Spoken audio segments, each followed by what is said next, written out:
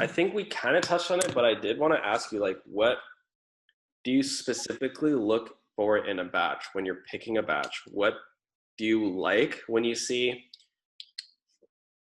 For me, I like to just see the lower unit number, like, or item Yeah. number, higher. Like, I don't really pay attention to mileage personally. I'm like, Mm. in my area, a difference between driving 10 miles and 2 miles is literally 8 minutes, and I don't really care. But like, yeah, what do you look for in a batch? What makes you pick one or not pick one? So I definitely look at the item and unit number. Yeah. And then I really like to see the pay like somewhere around the dollar per item mark.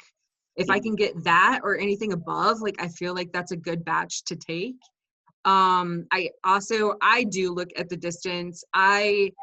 One of the biggest benefits of doing this to me or the biggest perks is that I'm putting so much less wear and tear on my car. I'm spending so much less in gas.